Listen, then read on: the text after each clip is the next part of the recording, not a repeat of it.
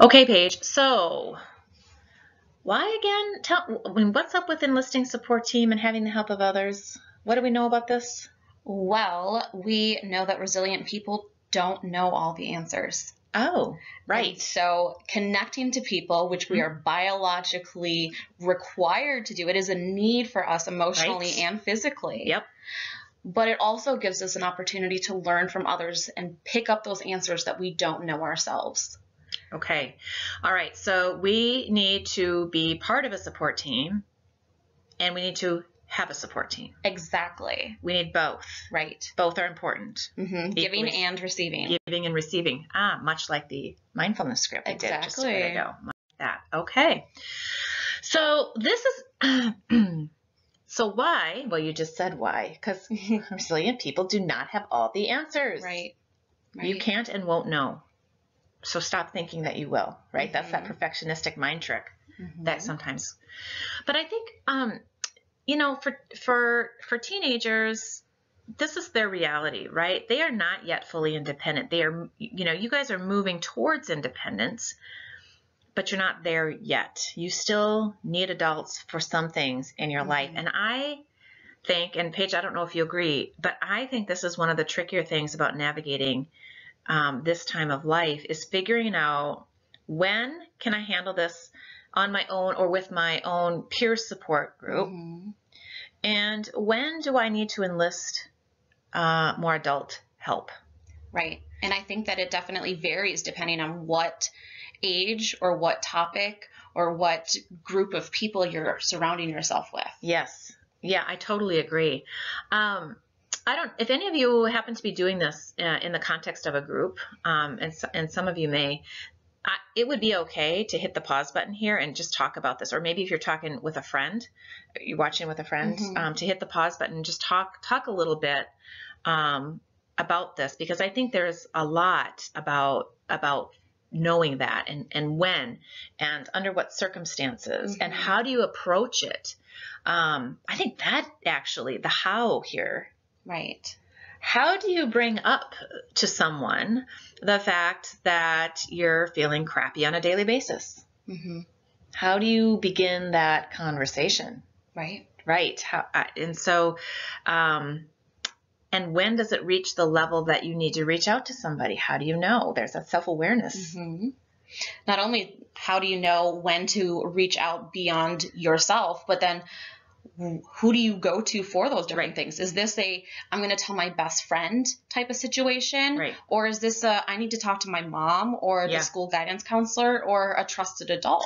So are there any guidelines that help people kind of navigate that? I think that there are going to be different situations that are going to kind of determine that. But I think some of the big bullet points or asterisk points here would be if there is any situation that someone's safety, yourself, someone else, a child, if their safety is at risk, that's an immediate go to an adult type situation. Right. The other time, I think that you can kind of take some of that insight that we've been talking about into play is if somebody tells you something and you feel overwhelmed or pressured, that sounds like it is too big of an issue for you to hold. And that would be bring to an adult type of situation. If you're feeling really concerned about their safety and their well-being, it's okay to trust those instincts, because the reality is that when, again, this is what you have control over, right? If you're acting out of genuine concern for someone else's safety and you're going to an adult and in the process breaking their confidence, what choice do you really have if you think that they are, if they're in some kind of danger or in harm's way? Of course, you have to act to protect. That supersedes any limit of confidentiality, right? And being private, is that safety is more important. The relationship stuff you can figure out after, right? The priority is making sure that that adults can help. And so it may be that you're bringing in your own parents to help. It may be that you have a good relationship with their parents. I mean, again, this is situation dependent, but bring an adult. It could be that you are at school and the school counselor is, the handiest adult available. And that would be a person. It could be that you have a trusted teacher at school that you have a good rapport with, that you feel like is really empathic and understands kids. Right. And could be in a position to be helpful. So really think about, and I would even list out who are the adults in your life from whom you can draw strength, who are going to have your back when it push comes to shove. Who are those adults? Right.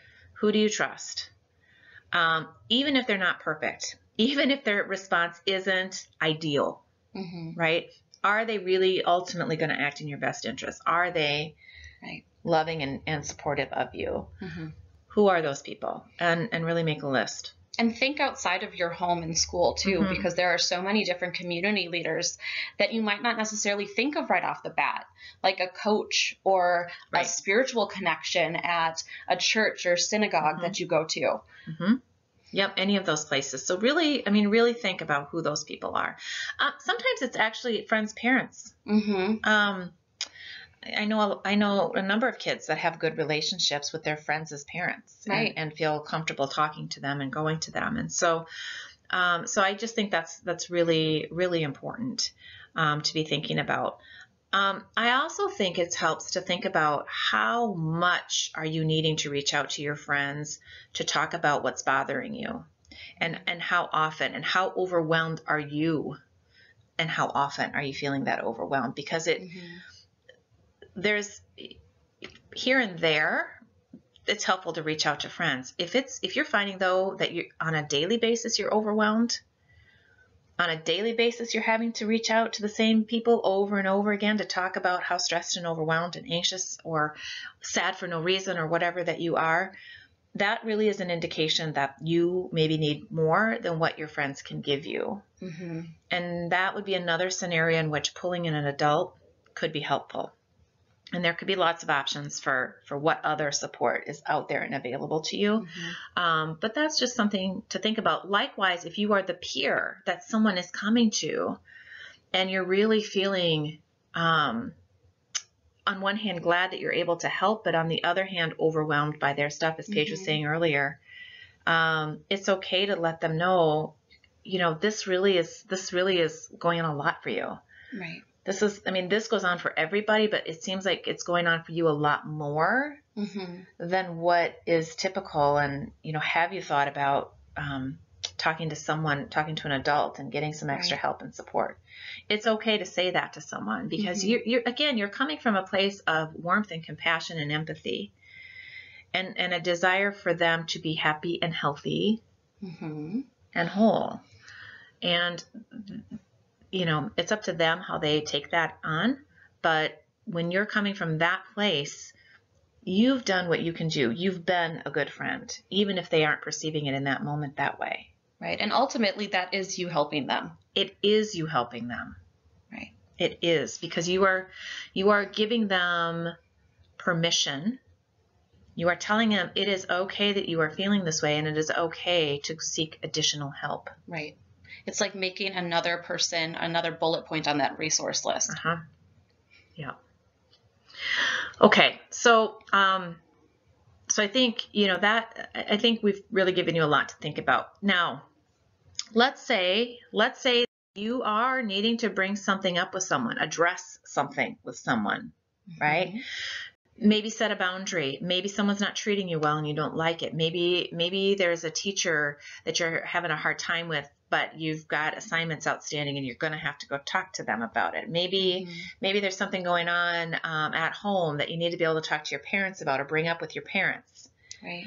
And so, how do we communicate about this? And really, there's a lot of ways people do communicate, isn't there, Paige? There are. Yes. There are. And a lot of times they do kind of fall in between three categories with a little bit of variation between all of those different things. But passive, assertive, and aggressive are kind of the three main types of communication styles. And they're like on a spectrum, right? So at one end, you've got passive people that, I don't know, I think they tend to be the hint droppers. And I know as you're listening to this, you're probably calling to mind people, specific individuals who do this, right? They drop hints and they really want you to pick up on those hints. And if you don't pick up on the hints quite right, they're upset with you. You may even recognize that as being your own communication style, right? That you just kind of want people to figure it out. You'll drop them hints, but you really would like them to please figure it out. Kind of like conflict avoidant, just very shy, timid, anxious, just I want it to be different, but I don't know what to do about it. Right. On the other end of the spectrum, at the other extreme, would be aggressive. Right. They're a little bit more in your face about what's going on for them. That also can be kind of hard to deal with, hard to take. And then you got this middle ground. This nice middle ground. A little bit of being able to put what you need forward, but being able to do it in a way that is going to be empathetic and heard by other people. Yeah, I read someplace it was described. So passive people maybe think other people's ideas and thoughts and feelings are more important than their own. Aggressive people maybe have a belief that their thoughts and feelings and opinions are more important than anyone else's.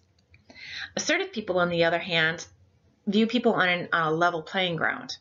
That what they think and feel is just as important as what other people think and feel, and vice versa. What other people are thinking and feeling is just as important as what they do. And so then you can imagine how this would affect the way in which they engage in a conversation. Right. It opens the ground for a lot of compromise. Right. And empathy. Exactly. Right. Being able to be empathic that, oh yeah, other people have thoughts and feelings too, not just me. But also that mine are important. That what I feel is important, that how I'm thinking is important and valuable and has merit. Okay, so, healthy communication. Being able to speak in an assertive way and also being able to actively listen, which is an interesting phrase, actively listen, we're going to talk more about that, equals healthy and balanced communication. So how does one go about speaking assertively, Paige? Well, this is really focusing on identifying what you want, first of all. So before you even broach the subject with someone, identify what is it exactly that I want this person to know. Because I think a lot of times when we're really upset about something, we might just pile on a whole bunch of stuff that's been going on for us. And that's not going to be helpful. We need to speak for ourselves, and we need to stick to the facts about what exactly this is going on. So let's give an example so we can walk through this together. Let's say after school, you come home and mom, just because she's excited about school and she wants to know what your day has been like. And so she asks you a bunch of questions. What did you do today? What did you learn today? Who did you sit by? What did your teacher say? When's your conference? What are your grades? How did you do on the test? Oh my gosh, I am just so overwhelmed and I just want to go, Mom, leave me alone. And I just want to go to my room. Yes. And people can relate to that. I know they can because I hear it in my office all the time. Exactly. And so walking through this, what do I want from this? I want some time to just relax and de-stress because school's stressful in and of itself. And so I want some time to bring my own stress levels down before I talk to mom. I need to decompress. Exactly. And so what are the facts? I'm stressed after school. Mom asks me a whole bunch of questions when I get home. And when I'm stressed and I get more stress piled onto that, I get snippy and I don't want to talk to anybody and I shut down. Those are the facts. So when bringing this up to mom or to anybody, focus on what you are feeling yourself. Rather than starting with what someone else is doing or saying, focus on yourself. I know that some people can relate to this where someone's like, well, you always do this, you always do that. And it puts you immediately on the defensive. You don't want to hear anything that the person has to say. Whereas if this person then says, I feel really overwhelmed after school because it's just been a really long day. Oh, wow. I'm listening to you because I want to empathize with how stressed out you are. You've just created a situation that it's easy for the other person to be empathic to where you're at. And they're listening more. They're not thinking about how I'm going to argue this fact.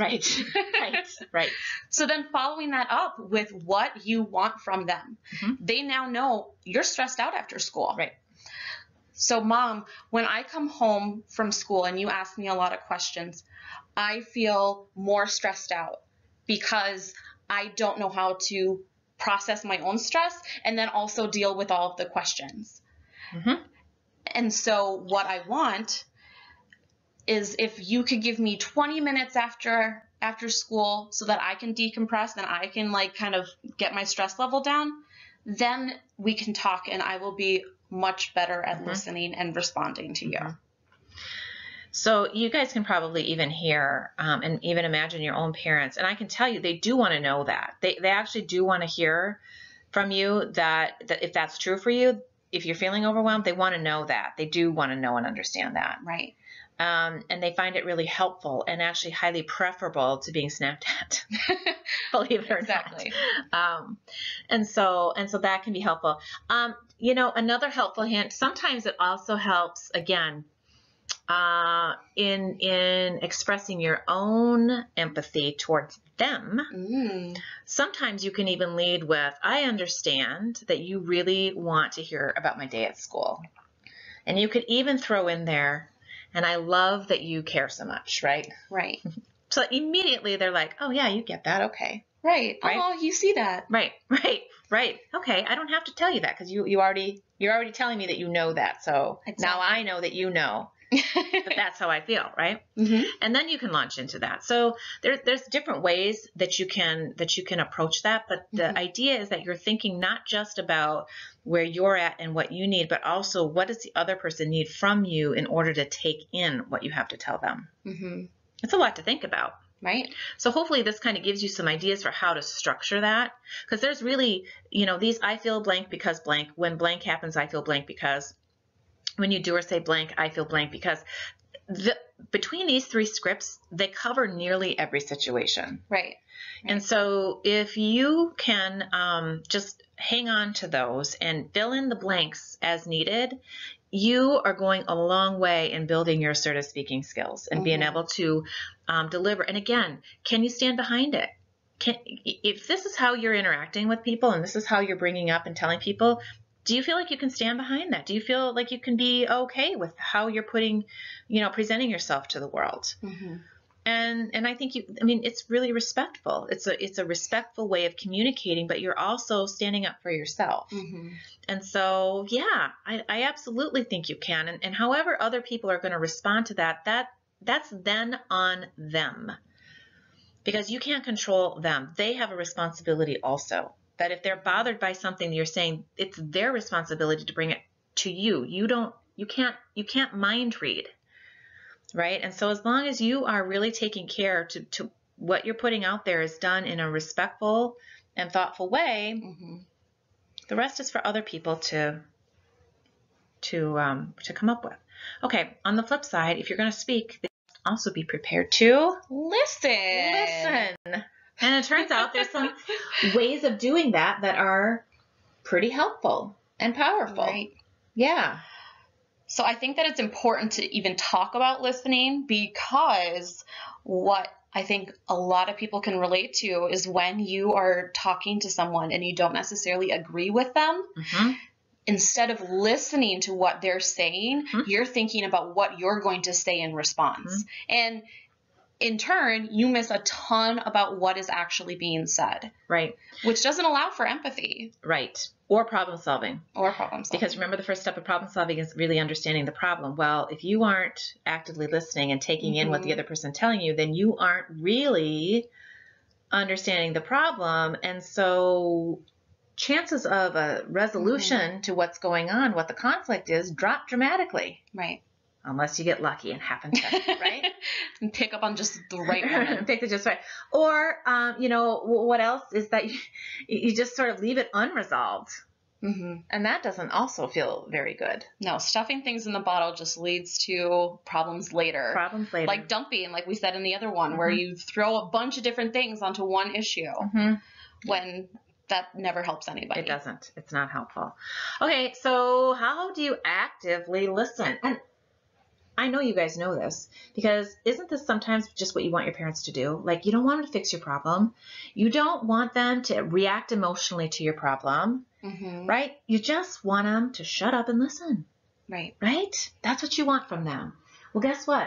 That's what lots of people want. That's what lots of people want. You do. You want that from other people. Other people are going to want that from you. And so you need to develop the skill. Right.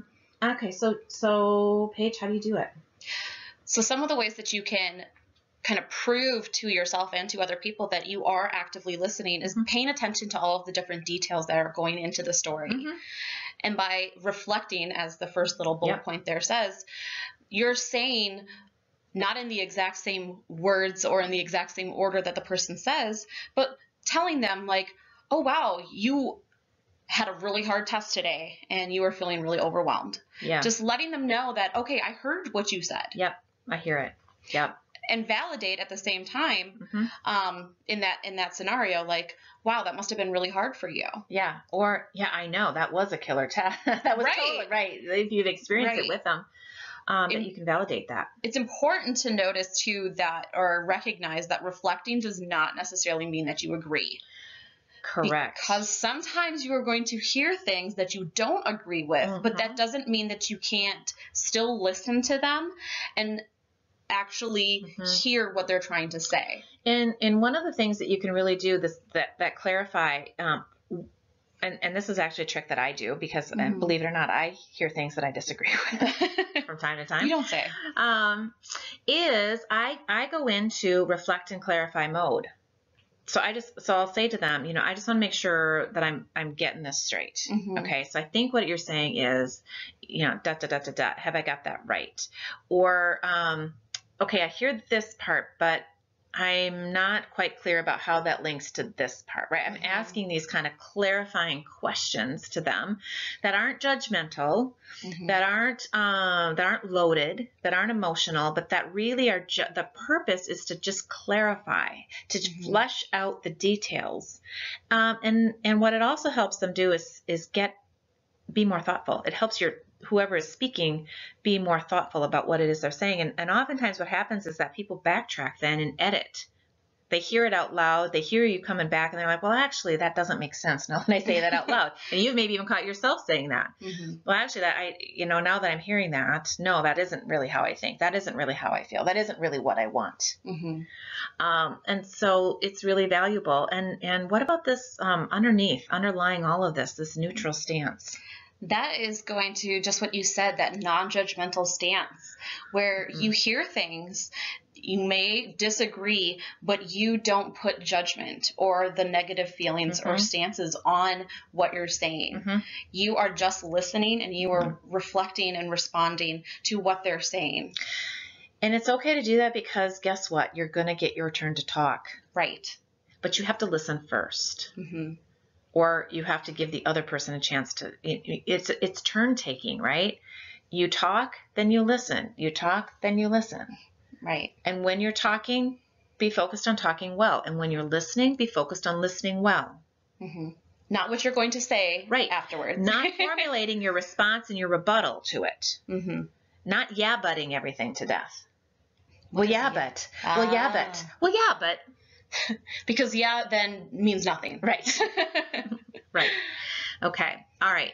So that's healthy communication. And this is actually also in the adult version of this as well. So if you happen to be doing this and your parents are doing this, this is something that I hope that you will talk with your parents about. And we're hoping that opens some doors for communication, to talk about communication.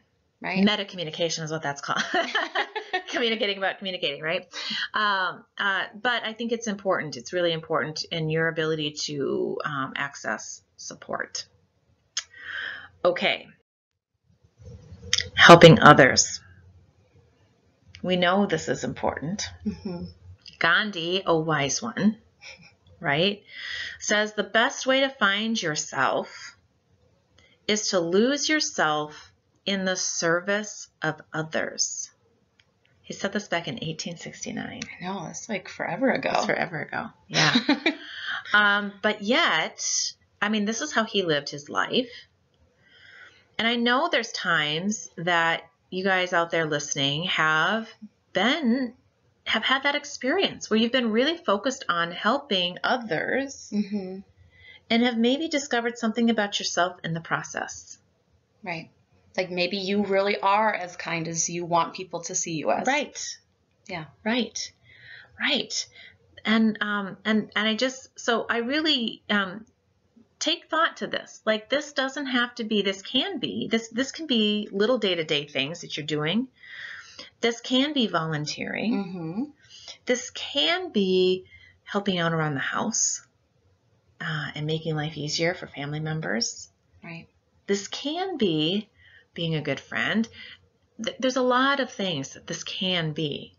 And you need to decide for yourself, what is it going to look like for you? And how do you want this to be?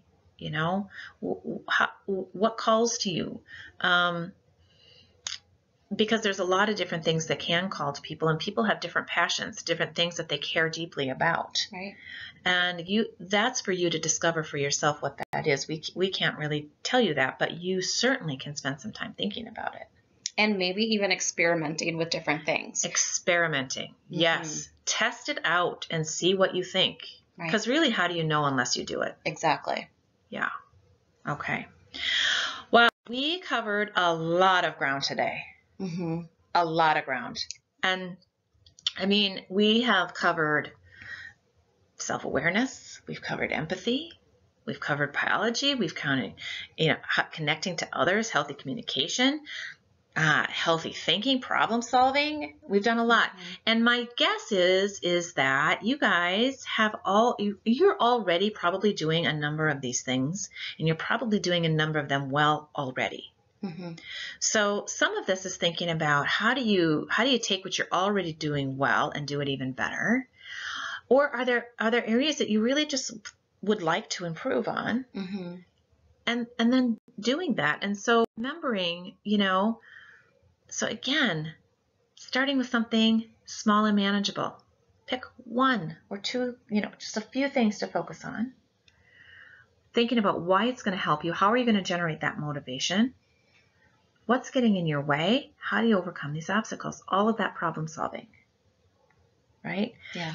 And, again, we will post some of these resources, like this slide, for example, we'll put online as a PDF, so that if you want to have it, just so you can kind of fill it out and take notes, you can do that. Or, if you just want to do it in your notebook, that's okay too. We'll have links to some different meditations, some of the YouTube videos that we weren't able to play. We'll put those on there, so that we'll have some other ways of being able to kind of explore and experiment and figure out what is going to work best for you specifically. So thank you very much for joining us and listening. We're looking forward to our third segment, which we'll also post online in a podcast, but we don't do that actually until April. So we look forward to that. All right. Thanks so much.